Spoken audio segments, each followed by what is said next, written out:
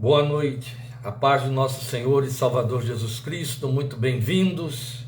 Aqui estamos apostos para o nosso Minuta da Fé, parte 29. Hoje, fechando o capítulo 3 do estudo de nossa epístola, um tempo especial e marcante. Boa noite a todos vocês e Deus os abençoe, com a graça e a paz de Cristo Jesus, o Senhor. E agora, então, sem perda de tempo mais, vamos à nossa leitura da última parte do capítulo 3, versículos 20 e 21, dando início então ao nosso Minuta da Fé, parte 29. Efésios 3, 20 e 21, o texto da palavra de Deus diz assim para nós: aquele que é capaz de fazer infinitamente mais do que tudo que pedimos ou pensamos, de acordo com o seu poder que atua em nós, a ele seja a glória na igreja em Cristo Jesus, por todas as gerações, para todos sempre.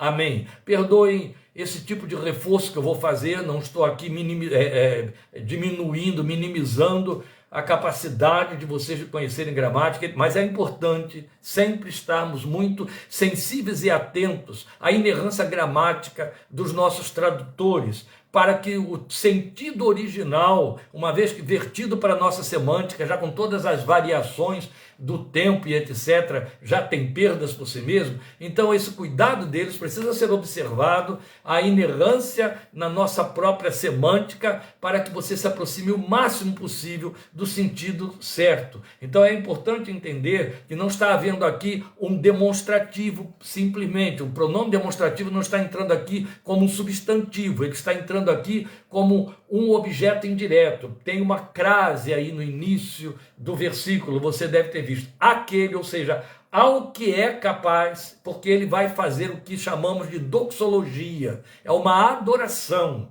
A adoração está explícita no versículo 21, mas ela já está contida dentro do versículo 20, quando ele está exaltando o poder de Deus, ou mostrando a superfaçanha da manifestação desse poder. Então o que ele está dizendo é justamente isso: ao que é capaz de fazer infinitamente mais do que tudo que pedimos ou pensamos, de acordo com o seu poder que atua em nós, a ele seja a glória na igreja em Cristo Jesus, por todas as gerações, para todos sempre. Amém.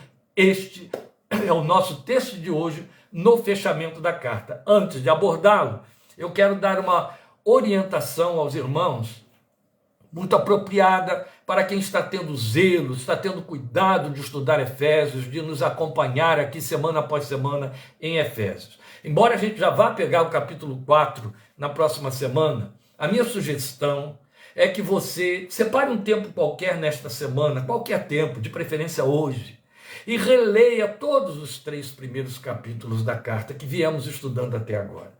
Releia todos eles, releia os 3 de uma vez. Por que que estou sugerindo que você releia? Porque estamos encerrando uma sessão doutrinária. É importante que você parta para a segunda sessão, a sessão prática da doutrina, com a memória muito fresca do conteúdo do que você veio ao longo de tantas semanas e meses estudando. Essa é a 29ª semana, ou parte, melhor dizendo, já que semana passada fizemos 2 vezes, do estudo de Efésios. A despeito aí de alguns saltos que tivemos, algumas intercorrências, a verdade é que você quase pode dividir 29 por 4 e você vai ter aí um número de meses, quase 6 meses, ou cerca de 6 meses de estudo da carta. Então, é um longo tempo. É importante que, para partirmos então para as abordagens práticas da doutrina estudada até agora, você releia a doutrina no texto original. É uma sugestão, mas uma sugestão que eu peço que você leve a sério, porque se torna importante, já que tão a sério você tem acompanhado semana após semana este estudo. Pessoalmente, eu sou muito grato a Deus pela companhia de vocês, porque não se trata apenas de ter a companhia. Se trata de saber que há um grupo de irmãos em Cristo Jesus que levam a sério a palavra da qual a sua fé depende total e completamente, para que seja sã, aprovada por Deus, funcional, verdadeiramente bíblica. Não são meros leitores da Bíblia, não são meros ouvintes da Bíblia, são pessoas que se debruçam sobre ela.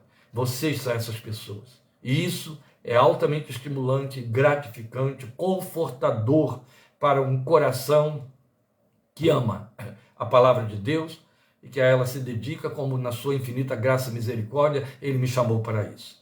Portanto, nós vamos então agora fazer a abordagem deste fechamento, que é a doxologia, a adoração que o apóstolo passa para nós. Você vai perceber, e eu quero te mostrar isso, que existe um paralelo de comportamento entre essa transição que Paulo faz aqui do capítulo 3 para o 4, com a transição que ele já havia feito, ou faria depois, do capítulo 11 de Romanos para o capítulo 12 e em diante.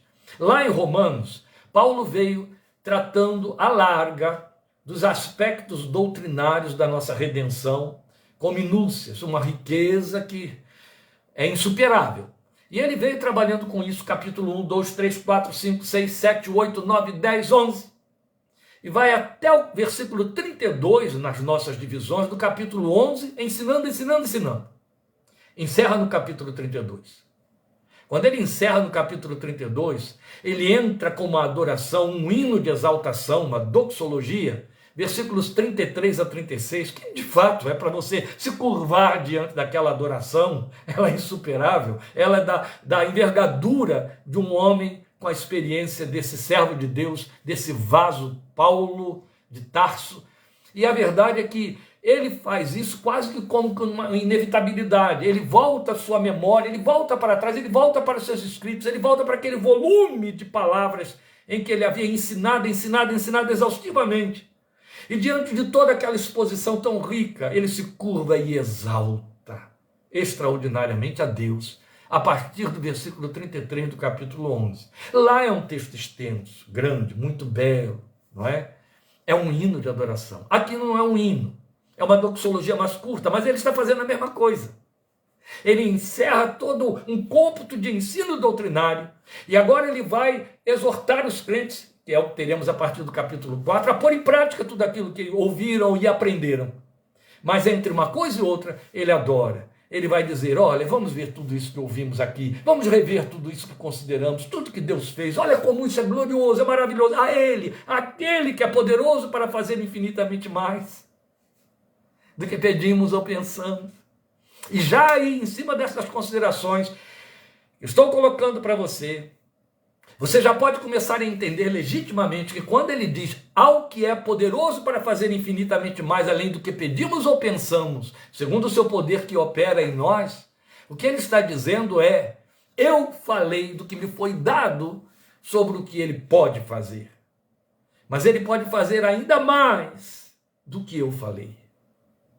Ele pode fazer infinitamente mais do que eu falei. Só que é evidente, o fazer infinitamente mais não significa que Deus vai contrariar sua própria palavra. O padrão está ali como ele revelou. Mas percebe, é por aí que vai, você já pode começar a entender dessa maneira. E aí, de igual maneira, nós não podemos fazer ou ter outra alternativa que não seja dele, de adorar, como ele fez lá em Romanos 11. Então aqui ele encerra o argumento do amor de Deus que pode nos levar a ficar cheios da sua plenitude. Era disso que estávamos tratando, que estivemos vendo nas duas últimas partes, 27 e 28. Consideramos aí quarta e quinta-feira da semana passada, inclusive fiz questão de falar no dia seguinte ao minuto oficial da quarta-feira, para fechar o argumento, porque o assunto era um só, era o amor de Deus em nós. Então depois de fazer esse fechamento de uma exposição da possibilidade de absorvermos o amor de Deus, que por isso mesmo pode nos levar a ficar cheios de toda a sua plenitude. E aí, ele vai encerrar isso adorando a Deus pelo poder que ele disponibiliza a favor dos seus filhos. É do que ele está tratando nos versículos 20 e 21. Então ele fala desse poder nos termos equivalentes ao que disse em 1, 19 e 20. Aí temos que voltar lá. Então veja aí, se você está acompanhando com Bíblia aberta, capítulo 1, versículos 19 e 20, esse poder de que ele fala aqui no versículo 20 do capítulo 3, é uma referência ao mesmo poder de que ele havia falado no capítulo 1, versículos 19 e 20. Por isso que eu tenho de retomar a leitura. Então ele vai dizer lá em 1,19, e a incomparável grandeza do seu poder para conosco os que cremos, conforme a atuação da sua poderosa força. Esse poder ele exerceu em Cristo, ressuscitando-o dos mortos e fazendo-o assentar-se à sua direita nas regiões celestiais. Então, há uma forma interessantemente variada de entender esta mensagem sobre o poder de Deus disponibilizado a favor dos que creem. Veja, o Warren Wiersbe é um comentarista que a gente cita aqui de vez em quando, e eu estou sempre consultando ele, de vez em quando a gente põe algumas citações dele. Ele faz um arranjo bem interessante no seu comentário de Efésios, na página 42, em que ele distribui o sentido dessa oração, do versículo 20, aquele que é capaz de fazer infinitamente mais do que tudo que pedimos ou pensamos, de acordo com o seu poder que atua em nós. Ele faz uma releitura desse versículo 20, então um rearranjo que fica muito bonito. Então ele distribuiria o sentido da oração assim: aquele que é poderoso para fazer tudo, mais do que tudo, infinitamente mais do que tudo. Isso é muito agradável para o ouvido que crê, que busca e que depende das realizações desse poder de Deus, ou das manifestações desse poder de Deus. Vou repetir o que o Wiersbe diz: aquele que é poderoso para fazer tudo, mais do que tudo, infinitamente mais do que tudo. Na verdade, ele colocou noutra ordem o que Paulo está dizendo aqui, mas Paulo está dizendo exatamente isso que o Wiersbe releu para nós. Aquele que é poderoso para fazer tudo, mais do que tudo, infinitamente mais do que tudo. Bonito, né? Fica uma linguagem poética, mas de uma comunicação poderosa. E eu não estou fazendo trocadilho. Então eu acredito que nenhum crente, nenhum, ou não é crente, nenhum crente tem dificuldade de aceitar isto, quanto ao uso que Deus pode fazer do seu poder. Inclusive temos até uma forma que eu chamaria de inconsequente, infantilizada, de dizer, porque a Bíblia diz que tudo é possível para Deus, então as pessoas acham que Deus usa o seu poder de forma irresponsável. Por exemplo, há pessoas que pensam que o poder de Deus faz cessar consequências daquilo que semeamos, quebrando leis espirituais que Deus estabeleceu, que o poder de Deus vai nos impedir de sofrer as consequências de nossas temeridades. Eu me lembro de uma leitura que eu fiz há muitos anos, e o autor soube arranjar a argumentação de forma que me surpreendeu, como surpreende a qualquer um que lê, no livro Eu, um Servo, de Charles Swindoll. Foi o primeiro livro dele que bateu aqui no Brasil, em língua portuguesa, o mais famoso. Ele escreveu vários outros depois desse. Mas quando Swindoll escreveu Eu, um Servo, ele relata uma experiência pessoal dele na guerra. Convocado para a guerra, foi para a batalha, e é evidente, sofrendo lá os temores próprios de um soldado que está no front, correndo todos os riscos. E ele estava justamente acampado com um grupo dele, seu batalhão, num campo minado pelo inimigo. Havia minas espalhadas por ali. E as minas teriam que ser desarmadas, achadas e desarmadas por equipes especiais. Enquanto as minas não eram desarmadas, a orientação era que os soldados se precavessem, se prevenissem, evitassem de ficar pisando por ali em qualquer lugar. Mas ele observou, muito cheio de temor, crente, orando, Deus me guarde, Deus me proteja. Ele observou que havia um soldado que andava à vontade, para tudo quanto é lado, andava, ia e vinha, sem temor nenhum. Ele, inexperiente, olhou aquilo e ele estava com tanto medo de sair, ele pensou, bem, eu vou seguir esse homem, ele sabe onde está pisando. E foi o que ele passou a fazer. Ele ia pisando nas pegadas do sujeito. Para onde o sujeito ia, ele ia também. Não é porque não tinha explodido nada, é porque ele entendia, ele sabe onde ele está pisando.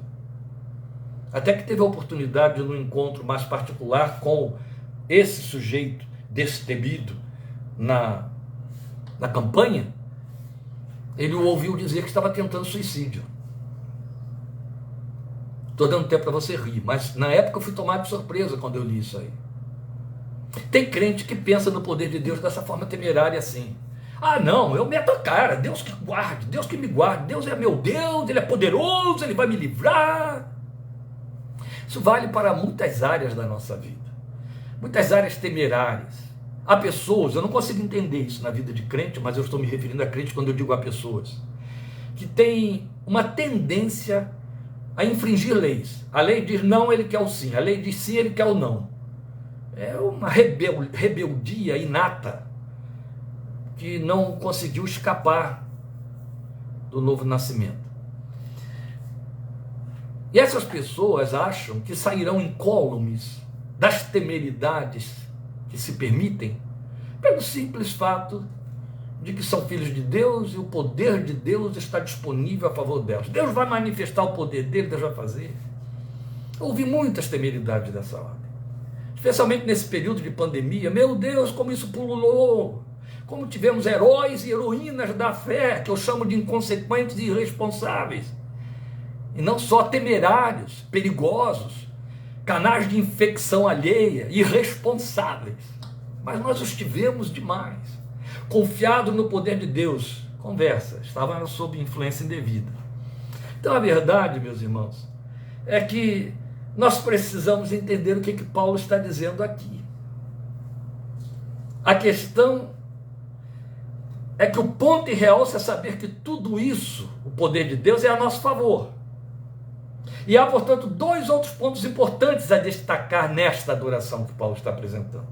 O primeiro ponto é: essa manifestação do poder tem em realce o fato de exceder o que pedimos ou pensamos. Esse é o primeiro ponto. Exceder o que pedimos ou pensamos. Quando a gente faz uma leitura sem se aprofundar, isso aqui enche o coração de empolgação. E as pessoas fazem uma contabilidade devocional. É isso mesmo que eu estou dizendo, fazem uma contabilidade devocional. O que eu quero dizer com fazem uma contabilidade devocional? Elas entendem assim: aquilo que eu estou pedindo a Deus, Ele vai fazer muito mais do que eu estou pedindo, infinitamente mais do que eu estou pedindo. Especialmente quando você faz aquela leitura do Wiersbe, aquele homem que eu citei, parece que esta equação é perfeita. Qual crente que não quer essa magia da espiritualidade, que via de regra não funciona? Qual crente que não quer? Ainda mais que ele associa aquela linguagem da Bíblia, aquela promessa, aquela declaração que diz que todas as coisas são possíveis para Deus. Só esquecem de ler que Lucas acrescenta em cada uma das suas promessas.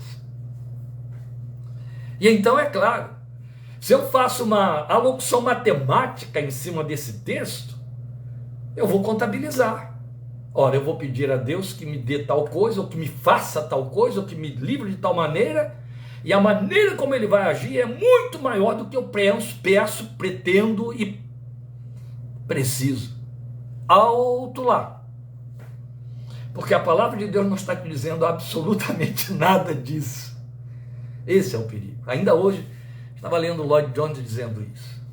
A palavra de Deus não pode ser lida, crida, aceitada e confessada em verbetes, em versículos isolados, em textos por mais atraentes que seja para nós. Sabe, caixinha de promessa, tiro lá um versículo e aquela é a minha declaração de fé. Cuidado. A Bíblia é um todo, é todo um contexto. Todas as falsas doutrinas, todas as seitas, todas as errâncias, todas as divisões, todos os atalhos que foram criados, que geraram, não posso nem chamar de denominações, as igrejas das esquinas, só vieram a acontecer porque alguém pegou um texto isolado e transformou ele em doutrina. Não existe isso. Você só pode assumir como a palavra de Deus aquele texto que está todo contextualizado com as Escrituras, com o todo das Escrituras. A Bíblia não é palavra de Deus compartimentada. Ela é uma só, é toda a palavra de Deus. Então a primeira coisa que estamos ouvindo Paulo dizer aí é que essa manifestação do poder tem em realce o fato dele exceder o que pedimos ou pensamos. Vamos entender o significado disso. A segunda coisa é que esse poder atua em nós, o que é uma ênfase diferenciadora da ideia de poder a nosso favor.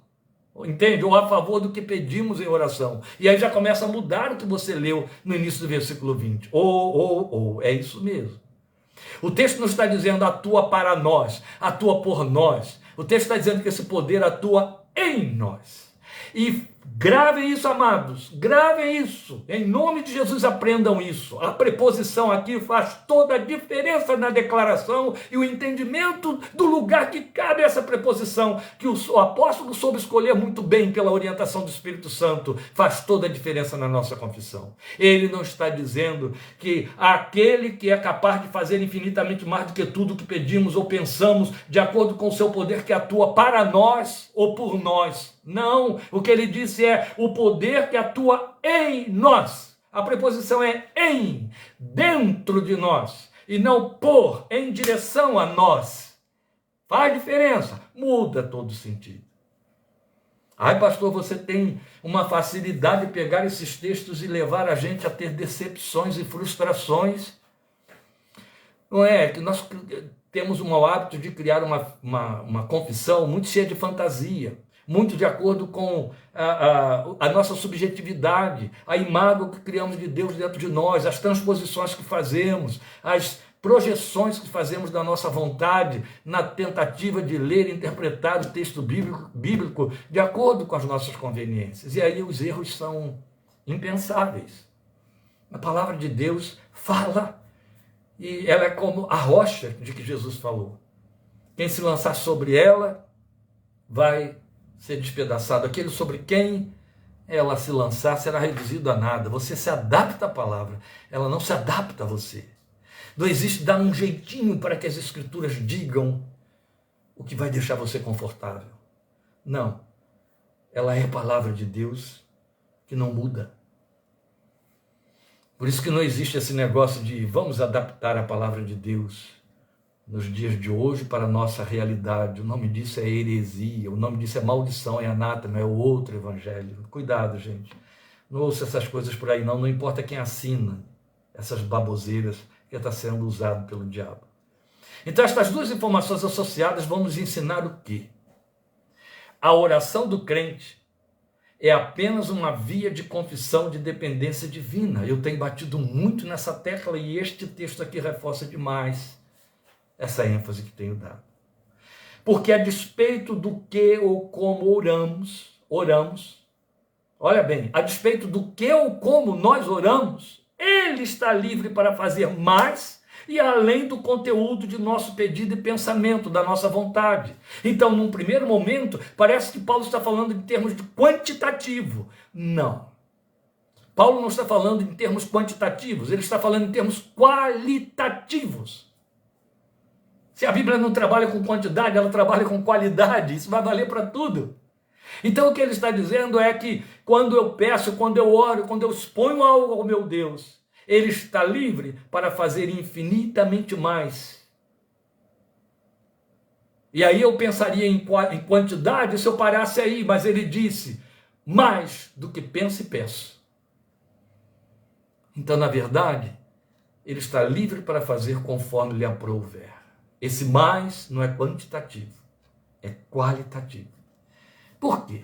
Porque isso concorda com o que nos foi previamente revelado em Salmo 139, 2 e 4. É só o começo, eu vou passar por eles. Me acompanhe, por favor, porque senão você cai naquele erro que eu acabei de condenar no início de tudo aqui. Fazer uma fé pensando textos que estão fora do contexto, que não concordam com o restante da revelação.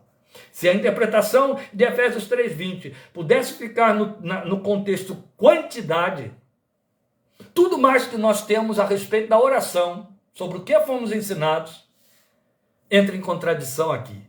Então não há contradição, porque Paulo está falando de qualidade. Então eu volto a dizer, porque ele está livre para fazer infinitamente mais do que eu peço e penso, do que eu peço e do que eu desejo, vontade, pensamento. Isso vai concordar com o que aprendemos a respeito da oração, da maneira como Deus se comporta diante da nossa oração. A colocação é essa mesmo, como Deus reage ou se comporta diante da nossa oração. Comecemos com Davi, no Salmo 139, versículos 2 e 4. Me acompanhe, por favor, nessa leitura. Ele vai dizer no versículo 2, sabes quando me sento e quando me levanto, de longe percebes os meus pensamentos. O arremate disso está no versículo 4. Antes mesmo, ainda a palavra, não me chegou à língua, antes mesmo que a palavra me chegue à língua, tu já a conheces inteiramente, Senhor. Se ele não dissesse o que está no 4, o 2 ficaria incompleto. Na verdade, há um reforço do versículo 4 do que ele disse no 2. O que ele disse no 2 é que o meu pensamento ainda não foi formulado e Deus já o conhece. A boca vai só falar aquilo que eu pensei. Então, ele já se antecipou ao que eu pensei, quanto mais é o que eu vou falar. Aí vem o arremate. A palavra ainda não me chegou à língua e tu já conheces toda, já sabe a oração inteira. É isso que ele está dizendo, já sabe a oração inteira. Eu ainda vou com a farinha, ele me traz o bolo pronto. A gente costuma usar esse adágio, não é, para poder esclarecer essas coisas. É isso que ele está dizendo. Olha, infinitamente mais, infinitamente mais. Porque, na verdade, a minha oração é confissão da minha dependência de Deus. Ela não manipula com Deus, ela não ensina coisas a Deus, ela não convence Deus. Há tantos outros reforços e maiores. Lá em Coríntios, 1 Coríntios capítulo 12, eu não vou lá. Mas você pode ir depois. É só reforço. Depois nós temos Isaías 65, 24, promessa magna. Quando a gente o lê à primeira vista, a gente dá uma opção de glória a Deus. É para continuar dando glória a Deus. Mas é preciso aceitar o que está dentro dessa declaração. Isaías 65, 24. A promessa diz: e será que antes que clamem, eu responderei? Estarão eles ainda falando, e eu os ouvirei. Antes que clamem, eu vou responder. Clamar é orar. Antes que ore, eu já vou dar a resposta. Enquanto ainda estiverem falando, eu já vou estar atendendo. Infinitamente mais, além do que eu penso e do que eu peço. Do que peço e do que penso. Depois nós temos Jesus, com a sua formulação clássica, daquelas que dão cala-boca nas nossas argumentações, em Mateus, no Sermão do Monte, capítulo 6. O Filho de Deus disse nos versículos 7 e 8, do capítulo 6 de Mateus: mas quando você orar, vá para seu quarto. Eu estou lendo desde o 6, era 7 e 8, mas eu vou começar no 6. Mas quando você orar, vá para seu quarto, feche a porta e ore a seu pai que está em secreto. Então seu pai que vê em secreto o recompensará. Aí vem o 7. E quando orarem, não fiquem sempre repetindo a mesma coisa como fazem os pagãos. As rezas não cabem aqui, percebe? Eles pensam que por muito falarem, serão ouvidos. Não sejam iguais a eles, porque o seu pai sabe do que vocês precisam, antes mesmo de o pedirem. Não é Isaías 65, 24. Não é Salmo 139, versículos 2 e 4. Claro que é. É Bíblia concordando com Bíblia. E vou, por enquanto, considerar como arremate o que Paulo nos diz em Romanos, capítulo 8. Continue me acompanhando, por favor, no texto, versículos 26 e 27. Romanos 8, 26 e 27. Da mesma forma, o Espírito nos ajuda em nossa fraqueza. Em que consiste a fraqueza? Aí ele vai explicar. Pois não sabemos orar como convém. A minha versão chega a dizer mais com mais ênfase. Pois não sabemos como orar.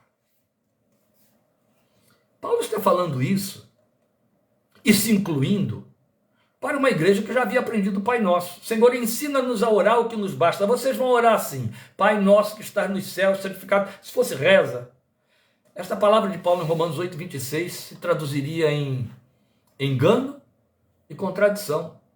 Paulo está afirmando aqui tacitamente que eu e você, meu irmão, minha irmã, por mais experimentados na fé que estejamos, por mais vida de oração que tenhamos, e procuremos ter, não sabemos como orar.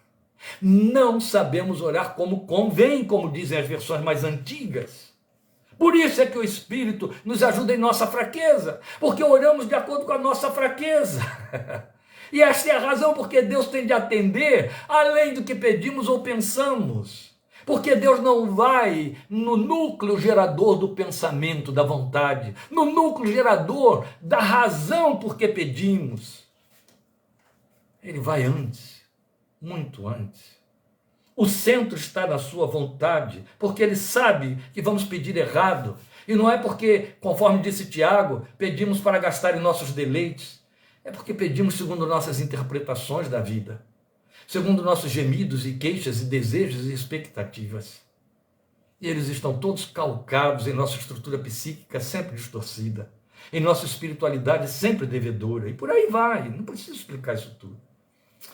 Então, glória a Deus, ele resolve o problema dizendo, mas o próprio Espírito intercede por nós com gemidos inexprimíveis. E aí vai dizer no versículo 27, fazendo arremate, e aquele que sonda os corações conhece a intenção do Espírito, porque o Espírito intercede pelos santos de acordo com a vontade de Deus. Meus irmãos, se vocês forem ler o comentário que Lloyd Jones faz em cima de Romanos 8, 26 e 27, você estremece. Porque esse homem de Deus, aquele homem de Deus, ele dizia, a oração perfeita quem faz é o Espírito Santo em você. Você pode formular o que você quiser, o Espírito pega essa oração e traduz conforme a mente e a vontade de Deus. E Deus só trabalha de acordo com a sua vontade. Por isso é que Jesus, no seu desespero, gritou, meu Pai, se for possível, passa de mim este cálice, mas não seja feita a minha vontade, e sim a tua. Aleluia. E é assim, entende por que é além do que pedimos ou pensamos? Bem, o reforço reside na informação de que esse poder já atua dentro de nós. Você viu aí o versículo 20 dizendo exatamente isso, de acordo com o seu poder que atua em nós. Esse é o reforço. Vai residir nessa informação. Esse poder já está atuando dentro de nós. Então não é algo que vem de fora para dentro para criar realizações. Não é uma manifestação externa da qual vamos usufruir alguma coisa. Não. Esse poder atua em nós, dentro de nós. Estas realizações vão passar através da nossa vida. Então é evidente que isso só pode ser entendido a partir de Romanos 8, 27, que fala da intercessão do Espírito, ao mesmo tempo que está dizendo que nós já sabemos lá em Romanos capítulo 8, que o Espírito que intercede e realiza habita dentro do crente em Jesus. Esta é a razão porque esse poder atua em nós. Entende? Ou seja,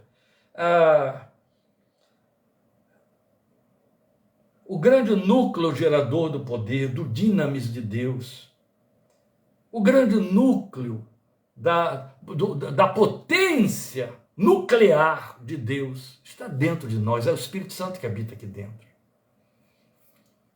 Deus só aciona o agir desse Espírito para fazer a realização de acordo com o seu pensamento, por isso que é acima do que pedimos ou pensamos. Mesmo porque foi ele que disse em Isaías 55, 6, os meus pensamentos são mais altos do que os vossos, e os meus caminhos mais elevados do que os vossos. Meus pensamentos não vão nortear os de Deus. Deus não vai reduzir-se ao tamanho do meu entendimento. Não, ele vai procurar elevar o meu entendimento ao tamanho dele. Por isso é tão pertinente o fechamento aplicativo da doxologia. A ele seja a glória na igreja e em Cristo Jesus por todas as gerações, para todos sempre. Ele será glorificado sempre, ainda quando a igreja estiver nos novos céus e na nova terra. Ele está adorando por isso. Ele está fazendo essa adoração dizendo, porque ele é capaz de fazer infinitamente mais do que pedimos ou pensamos. Ele não está dizendo, guarde isso, cuidado com isso, crente. Você não precisa nem pedir, porque ele vai fazer acima do que você pede ou pensa. Não, ele está dizendo exatamente o inverso. Peça, e Deus vai fazer segundo o seu propósito, que é mais elevado do que o que te leva a pedir. Mas o que ele está dizendo é, peça, pense, deseje, e verbalize isso, formule diante de Deus. Jesus nos mandou orar, Tiago nos mandou orar, Paulo nos mandou orar. Aliás, ele diz em Tessalonicenses, orem sem cessar. Mas o que ele está afirmando é, quando você orar, não fique estribado, dependente do conteúdo da sua oração, ou achando que você tem que explicar e dar muitos detalhes para Deus, fazer as tais repetições que Jesus proibiu. O que você disser, ele está além, não para não entender, para entender segundo a sua grandeza e a grandeza do seu poder. Infinitamente mais do que você pede ou do que você pensa. Então o que estávamos dizendo é que Paulo está afirmando que o Senhor será glorificado sempre. Ele disse para sempre amém. E em todas as gerações. Mas olha bem a colocação que ele fez, isso é lindo. Então mesmo quando a igreja estiver lá nos novos céus e na nova terra, ele continuará sendo glorificado na igreja e em Cristo Jesus. Foi o que você leu como as últimas linhas do versículo 21. A ele seja a glória na igreja e em Cristo Jesus por todas as gerações, para sempre, amém. Então o paralelismo na igreja e em Cristo Jesus é digno de exame também, e vamos fazer isso como último exame para encerrar a minuta de hoje. Por quê? Porque ao mesmo tempo em que ele mostra que só a igreja pode glorificar ao Senhor, também mostra que essa glória nela é como é em Cristo, ou seja, não se trata de a igreja bradar glórias, louvores, mas antes ele está ratificando tudo que havia dito em 1:6, 1:12, 1:14, que já estudamos.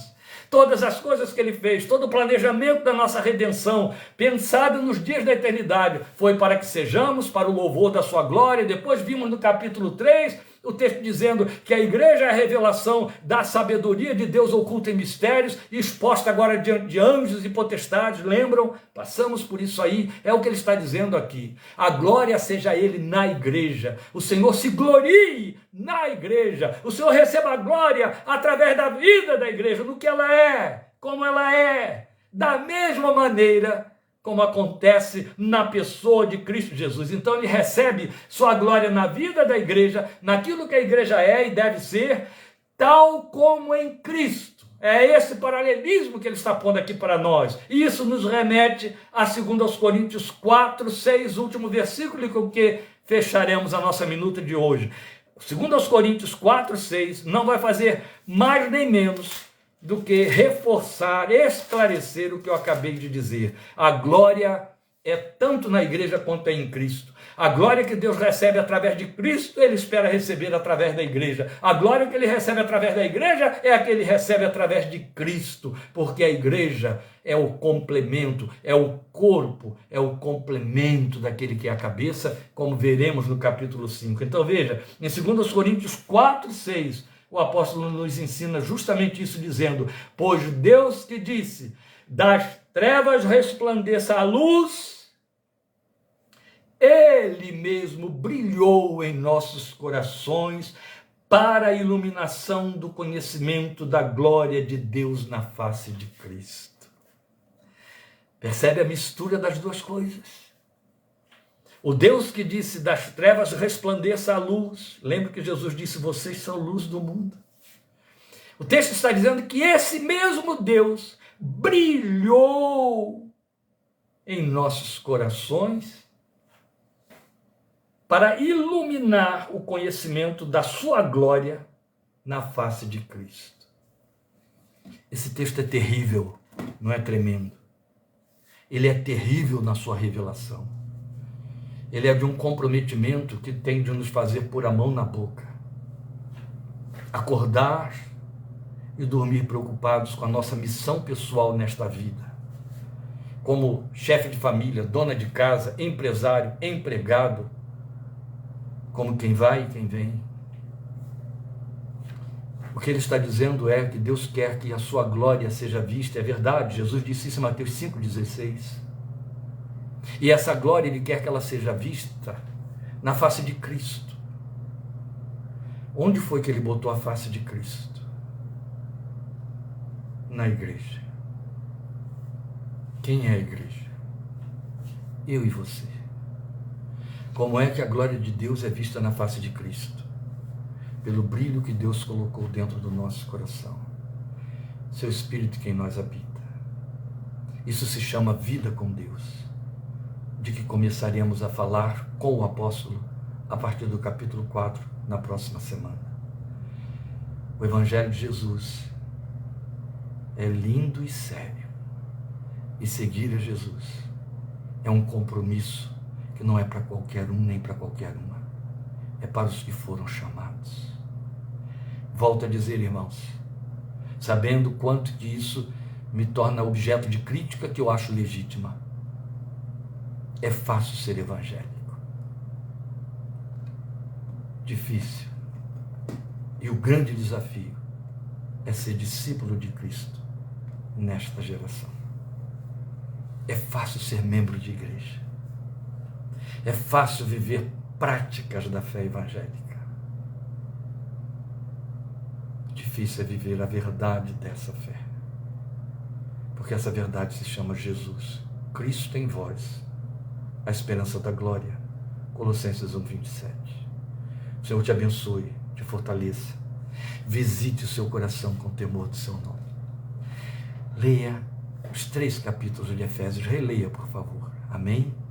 Estaremos juntos quarta que vem, ou quinta. Vocês aguardem, vamos comunicar na nossa página, porque quarta é feriado. Então, muito possivelmente na quinta, 8:30 da noite, juntos, começando o capítulo 4 de Efésios. Obrigado por sua companhia. Muito obrigado. Deus te abençoe. Esteja orando por nossa vida. Agradeço pelos que têm orado. Deus te abençoe. Amém.